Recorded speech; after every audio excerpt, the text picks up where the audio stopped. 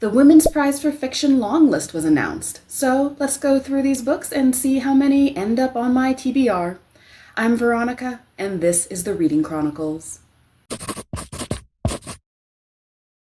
Once again, I'm going through these books for the first time, so please forgive me if there are any mispronunciations with authors' names. The first one is Gloria Don't Speak by Lucy Apps. Gloria has a learning disability. She's 19, and there's nothing to do except wander the local parks, look for a friend, and keep out of trouble, or go round Jack's. Jack needs Gloria's company, but he's unpredictable and angry at the world. After an act of violence, their friendship has to end. Now Gloria's on her own. But when she hears Jack's out of prison, her whole world is turned upside down. Heartbreaking and beautiful, Gloria Don't Speak is a deeply empathetic portrait of a woman dealing with vulnerability, violence, and the desire for connection.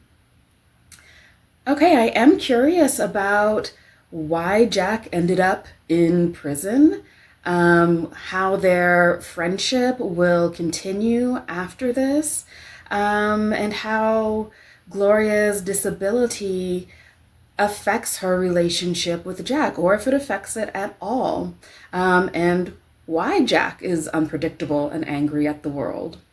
What is this act of violence? I don't know, this is sort of a half on the TBR, half not on the TBR. I'm going to keep it off for now because I think there might be some more interesting books that come along and, there's only so much time to read. So I'll mark this for later, but not quite going on the TBR yet. All right, the second book is Paradiso 17 by Hannah Lillith Assadi. The intimate, sweeping tale of one Palestinian man's restless search for home the world over, as the pendulum of fate swings between loss and life, grief and euphoria, regret and hope. All his life, exile has been the shadow stitched to the sole of Sufyan's shoe. Born in Palestine on the precipice of 1948's Nakba, I'm not sure what that is, Sufyan is forced to leave the only home he's ever known on the hill with a beautiful blue door. This is the precise moment when time stops making sense. He spends the rest of his life propelled forward, always on the way, although in search of what, he is never quite sure. In the dusty, oil-rich desert of Kuwait, he meets his first love and decides he must leave his family. In a small Italian university town, he spends his youth wrapped up in the sweet promise of the West and the forgetful assurance of wine. When life takes him to a gritty New York, he discovers his true vocation and falls for a Jewish woman born into a wholly different world. Finally, he finds himself recalled to the wild, vast open skies of the desert in Arizona.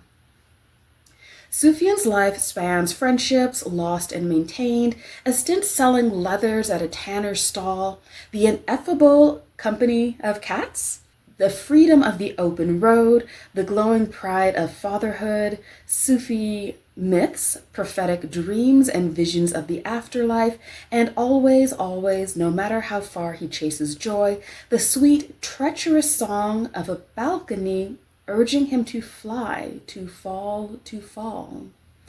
The lyrical pages of Paradiso 17 weave in and out of time and space, beginning at the end and ending at the beginning.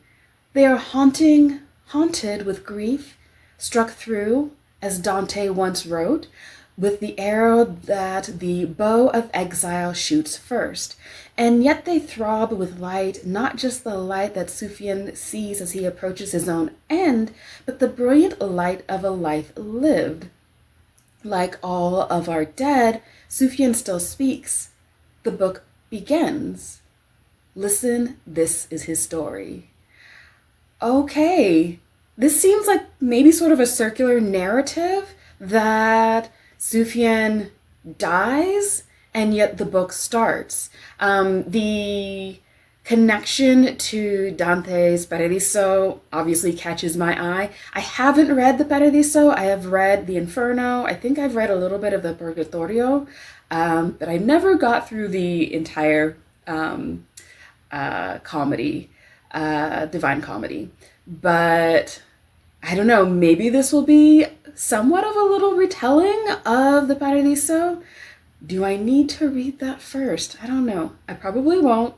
I admit that is difficult to understand. I don't know, the way Sufjan travels throughout the world and what occurs in his life. I don't know what will happen in this story, but I am very curious to find out. So that's going on the TBR. Next we have Moderation by Elaine Castillo. Girly del Mundo is the greatest content moderator in the world, and despite the setbacks of financial crises, climate catastrophe, and the global pandemic, she's going places. She's getting a promotion.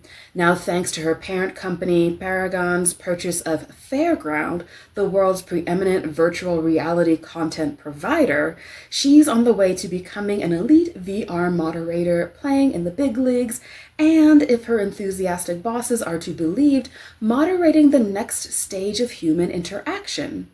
Despite the isolation that virtual reality requires from colleagues, friends, and family, the unbelievable perks of her new job mean she can solve a lot of her family's problems with money and mobility. She doesn't have to think about the childhood home they lost back in the Bay Area or history at all. She can just pay any debts that come due. The freedom of money. But when she meets William Chung, Playground's wry, reticent co-founder, now chief product officer, and slowly unearths some of his secrets and finds herself somehow falling in love, she'll learn that history might be impossible to moderate and the future utterly impossible to control. This idea of virtual reality, that catches my eye. The prospect of romance, not so much. Skipping this one unless it wins the prize. Next is Flashlight by Susan Choi. So I'll say I've already heard a little bit about this book. It is something that already intrigues me, so it's already on my TBR. But let's read the description. One summer night, Louisa and her father take a walk on the breakwater. Her father is carrying a flashlight. He cannot swim. Later, Louisa is found on the beach, soaked to the skin, barely alive. Her father is gone. She is 10 years old. Louisa is an only child of parents who have severed themselves from the past. Her father, Sirk, is Korean but was born and raised in Japan. He lost touch with his family when they bought into the promises of post-war Pyongyang and relocated to North Korea. Her American mother, Anne, is estranged from her family. But now it is just Anne and Louisa adrift and facing the challenges of ordinary life in the wake of catastrophe. United, separated, and also repelled by their mutual grief, they attempt to move on. But they cannot escape the echoes of that night. What really happened to Louisa's father? A monumental new novel from the National Book Award winner Susan Choi, Flashlight spans decades and continents in a spellbinding, heart-gripping investigation of family, lost memory, and the ways in which we are shaped by what we cannot see. I'll say, I don't remember reading all of this in the description. This might be a book that I heard about somewhere, maybe on a podcast, and I thought, oh, I need to read that one day. But reading this description in full intrigues me even more. I've said before, I love the idea of a multi-generational story. And while multi-generations aren't quite mentioned here, aside from the parents and the child, it seems like they might go back into the history of the parents. And so that, falls along the multi-generational family saga line. It is 2 generations at least. So I'm also curious about what happened on this night. How did Louisa's father die? What is the significance of the flashlight? I'm sure that will come into play at some point because after all, it is the name of the novel. So this was already on the TBR and it might be moving up a few notches. Now we have Dominion by Addie Citchens. Reverend Saber Winfrey Jr., shepherd of the Seven Seals Missionary Baptist Church, believes in God, his own privilege, and enterprise. He owns the barber shop and the radio station and generally keeps an iron hand on every aspect of society in Dominion, Mississippi. He and his wife Priscilla have 5 boys. The youngest, Emmanuel, is called Wonder Boy. No one sings prettier, runs as fast, or turns as many heads. But Wonder Boy, his father, and all the structures in place that keep them on top are not as righteous as they seem to be. And when Wonder Boy is caught off guard by an encounter with a stranger, he finds himself confronted by questions he'd never imagined. His response sends shockwaves through the entire community. Okay. Priscilla and Diamond, 2 women who love these men, bear witness to their charms and bear the brunt of their choices. Through their eyes and their stories, Dominion offers an intricate, intimate view of how secrets control us, how shame stifles us, how silence implicates us, and how even love plays a role in the everyday violence and casual sins of the powerful. A brilliantly crafted Black Southern family drama told with the captivating force, humor, and tenderness carried in the hearts of these women, Addie E. Citchens' Dominion wrestles with the many brutal, sinister ways in which we are shaped by fear and patriarchy, and studies how we might yet choose to break free. Well, I always love a story about the patriarchy and working to dismantle it. Also, this idea of a reverend who, as the description says, is not as righteous as he may seem to be. Curious to find out what exactly this reverend is doing. Wouldn't be the first time that holy men were found to be not as holy as they claimed. So we'll see what this story uncovers, how these 2 women reveal what these 2 men are really up to. So I think this is going on the TBR. The Benefactors by Wendy Erskine. From the prize-winning author of Dance Move and Sweet Home, this is an astounding novel about intimate histories, class and money, and what being a parent means. Meet Frankie, Miriam, and Bronna, 3 very different women from Belfast, but all mothers to 18-year-old boys. I do not know if I'm pronouncing Bronna correctly. Gorgeous Frankie, now married to a wealthy older man, grew up in care. I don't quite know what that means. I'm sure that's a different term than what we use in the US. Miriam has recently lost her beloved husband, Kalayil, in ambiguous circumstances. Bronna, the CEO of a children's services charity, loves celebrity and prestige. When their sons are accused of sexually assaulting a friend, Misty Johnston, they'll come together to protect their children, leveraging all the powers they possess. But on her side, Misty has the formidable matriarch, Nan D, and her father, taxi driver Boogie, an alliance not so easily dismissed. Brutal, tender, and rigorously intelligent, The Benefactors is a daring, polyphonic presentation of modern-day Northern Ireland. It is also very funny. Okay, a story about sexual assault, that is also funny. I'm curious to find out how that can be. I think it'll also be interesting to see how these women come together to protect their sons who are accused of sexual assault. Obviously, I'm sure we will find out whether or not they committed this crime, or maybe we won't. Maybe we'll never know.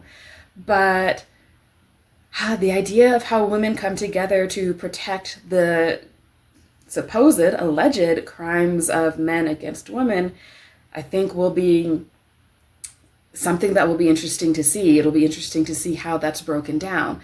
This reminds me of the story, The Dinner, I think it's called, by Herman Koch. This is not exactly what happens. There isn't sexual assault in that story, so that's not a spoiler for it. but the idea of parents protecting the sins, shall we say, of their children is a common theme.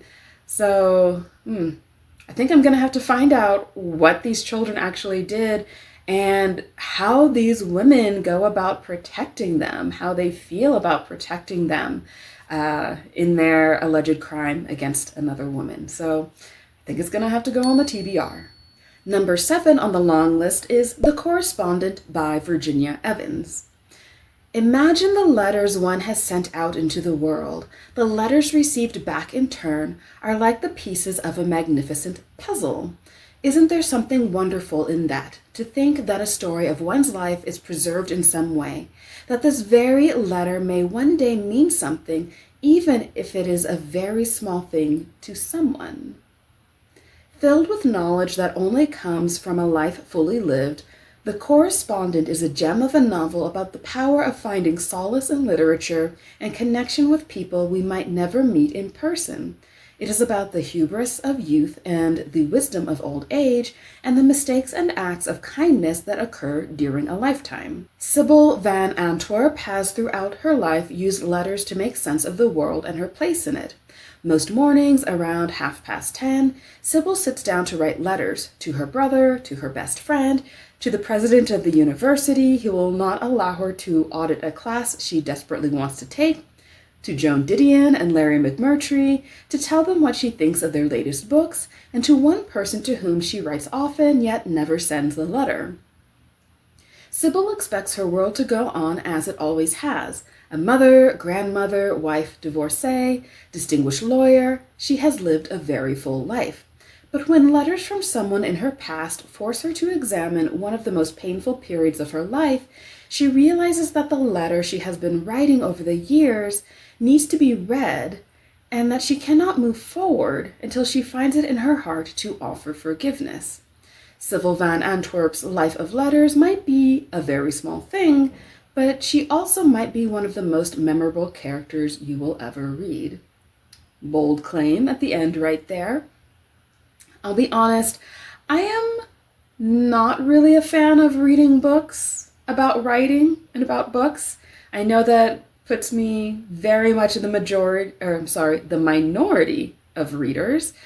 Most of the time that is like catnip to readers, reading about other writers and reading about books, stories about books, but it's never really been my thing. So I'm going to skip this one for the moment, unless I hear something more interesting about it, or of course, unless it wins the prize.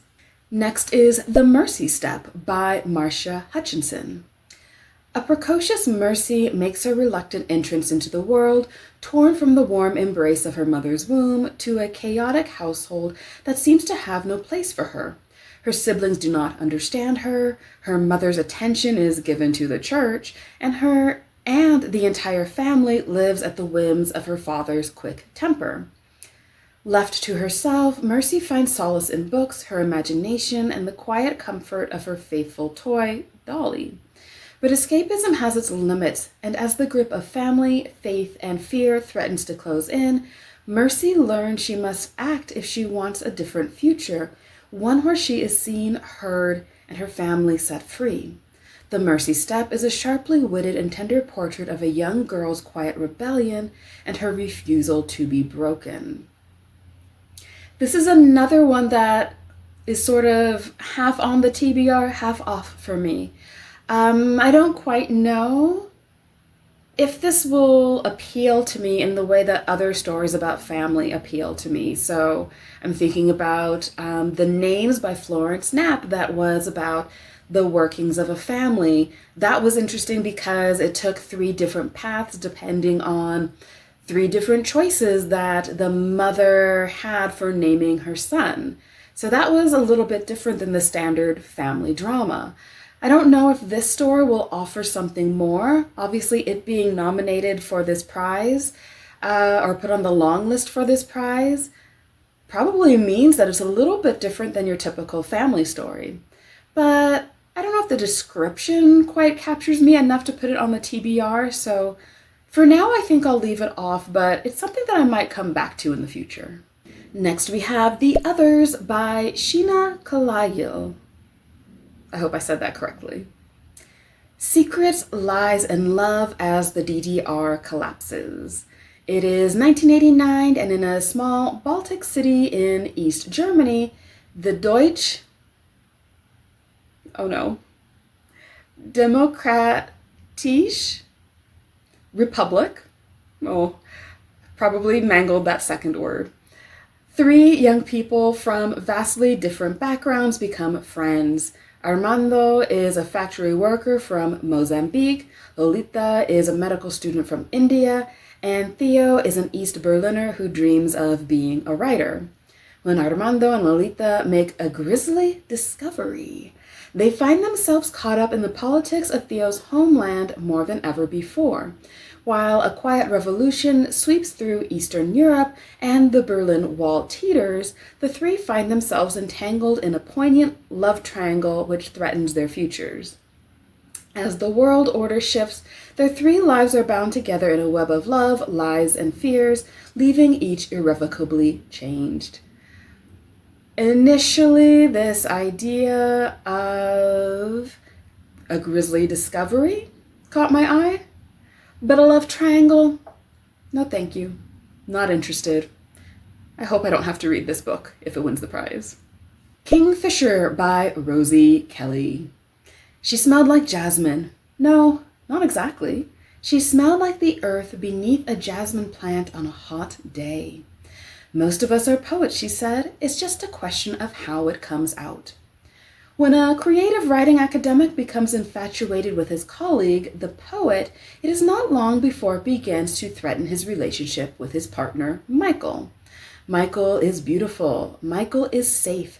But the poet is everything he isn't. She has everything he wants.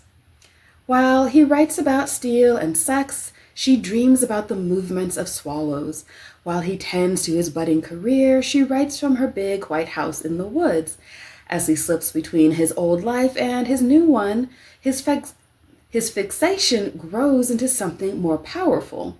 The poet, his kingfisher, is his sole focus. He is hypnotized.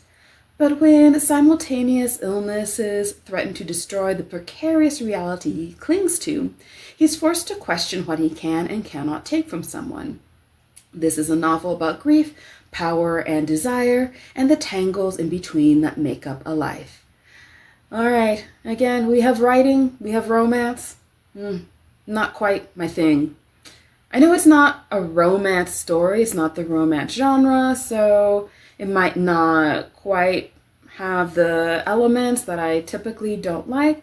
It's not that I always hate a story that contains romance. One of my favorite stories last year was Home Seeking by Carissa Chen, and that very much centered on a romance, but typically I stay away from those types of stories, so this is not one that's going on my TBR for the moment. Heart the Lover by Lily King. You knew I'd write a book about you someday. Our narrator understands good love stories, okay? Their secrets, their highs, and free falls. But her greatest love story, the one she lived, never followed the rules. She was in her senior year of college when star students Sam and Yash swept her into an intoxicating world of academic fervor, rapid-fire banter, and raucous card games. Their lives became quickly intertwined with friendship, but also with unpredictable passions and the intimations of first love. Decades later, she is a successful writer, living in a comfortable life with her husband and children, when a surprise visit brings the past crashing into the present, forcing her to confront the decisions and deceptions of her youth. Written with the precision of poetry and the emotional tide of an epic, Heart the Lover is a celebration of literature and the lifelong echoes of young love. This is King at her very best, affirming her as a masterful chronicler of the human experience and one of the finest novelists at work today. Not going on the TBR. I remember watching another YouTuber talk about this book, and I think she didn't exactly have favorable things to say. I know people have liked this book, but again, it's romance at the center of it. Not interesting to me. not something that I'm drawn to, so I will not be reading this book unless it wins the prize. Audition by Katie Kitamura. One woman, the performance of a lifetime. Or two, an exhilarating, destabilizing Mobius strip of a novel that asks whether we ever really know the people we love. Two people meet for lunch in a Manhattan restaurant. She's an accomplished actress in rehearsals for an upcoming premiere. He's attractive, troubling, young enough to be her son. Who is he to her and who is she to him? In this compulsively readable, brilliantly constructed novel, two competing narratives unspool, rewriting our understanding of the roles we play every day: partner, parent, creator, muse, and the truths every performance masks, especially from those who think they know us most intimately. Taut and hypnotic, Audition is Katie Kitamura at her virtuosic best. I know I just said I'm not interested in stories that contain romance, but this seems to be something different. I don't mind a story that contains romance if there is something different about that story, if it's told in a different way. So how these two interact, what these competing narratives are, what the roles are, how these roles are examined and undone, that definitely catches my eye.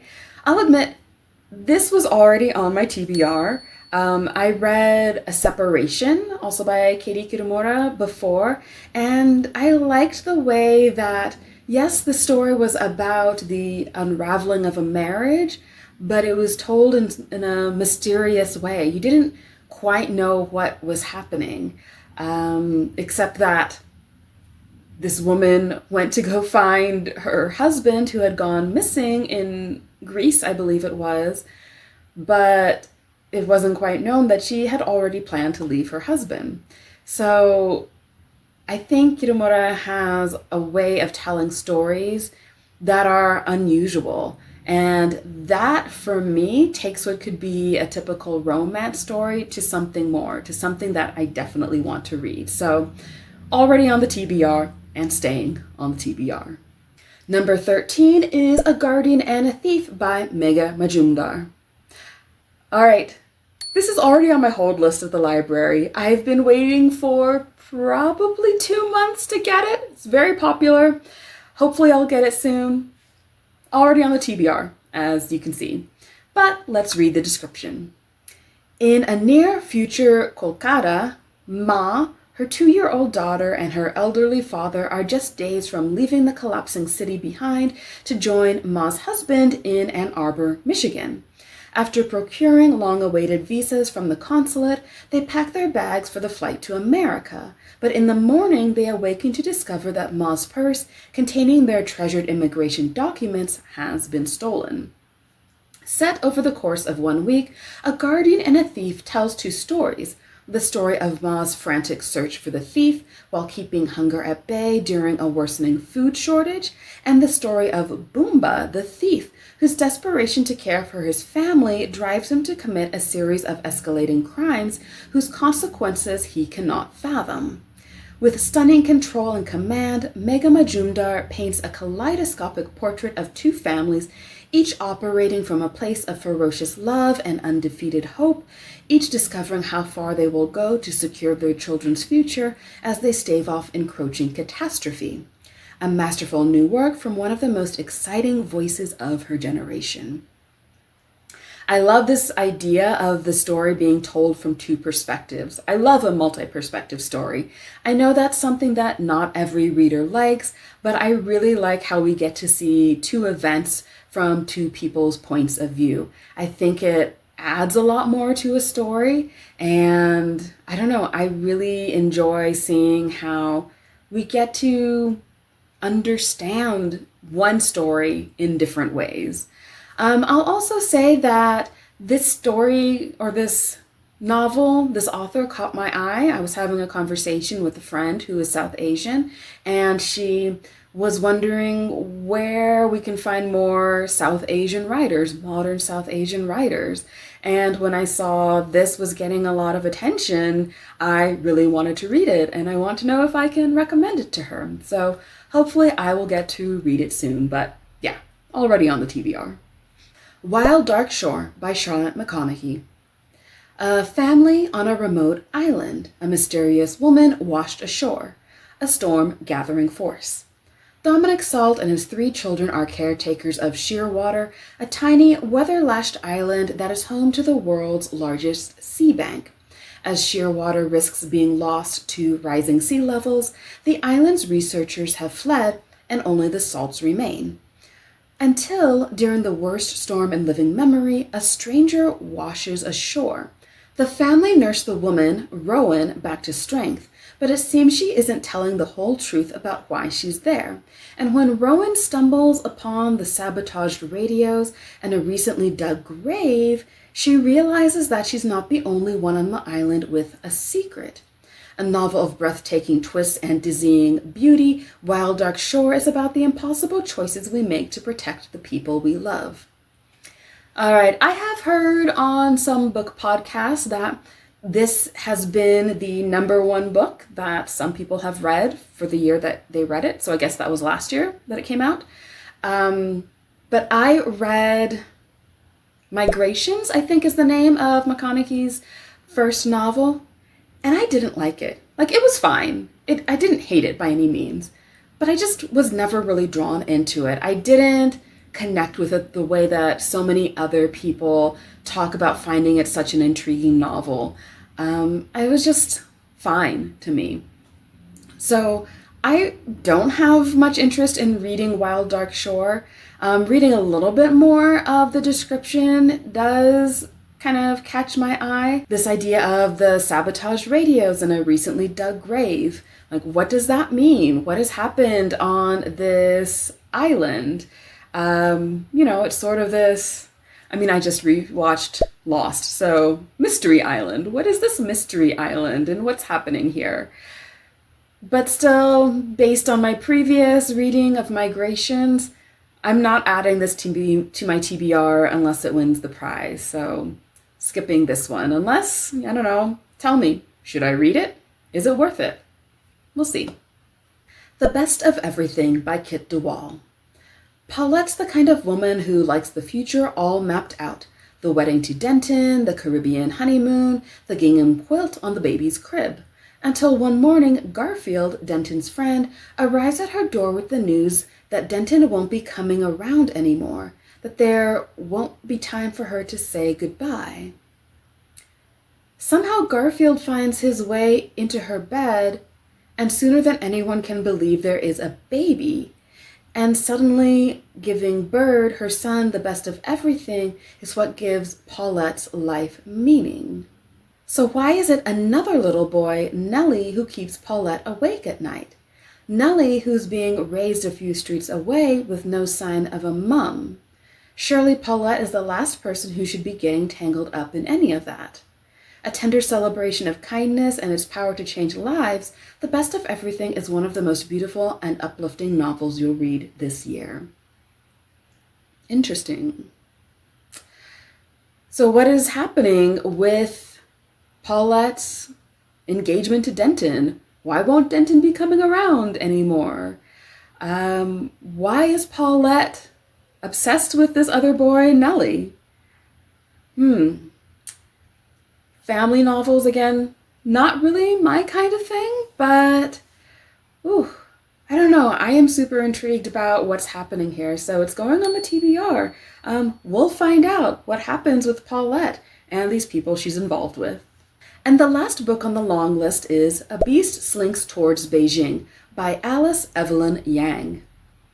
Chansi, I don't know if I'm pronouncing that correctly, has not seen her father in 11 years since she walked out of her life the night of her 14th birthday and disappeared without a trace. But then she gets a call. There is a man on the porch of her childhood home and he's asking for her.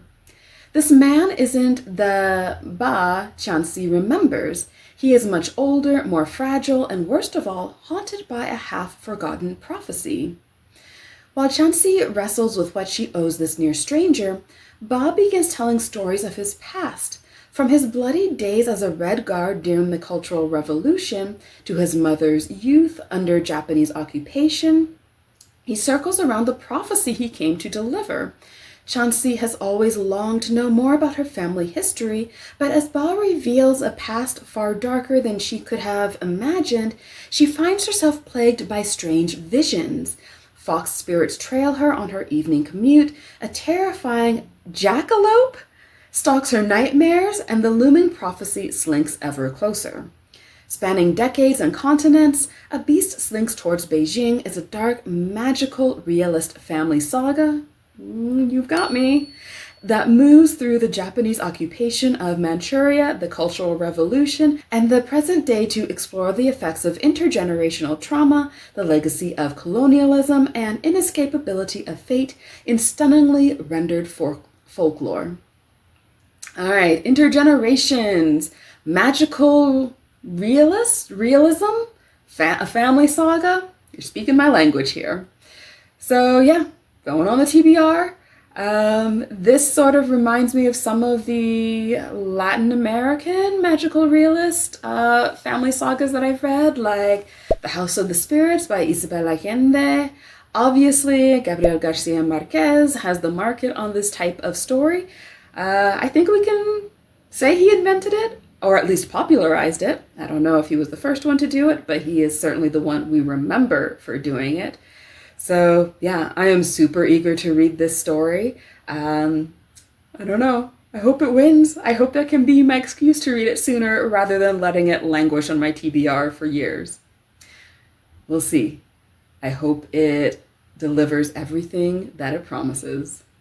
And those are the 16 books on the Women's Prize for Fiction Longlist. Do any of these catch your eye? Have you read any of them already? Are you adding any of them to your TBR? Let me know in the comments. See you in the next video.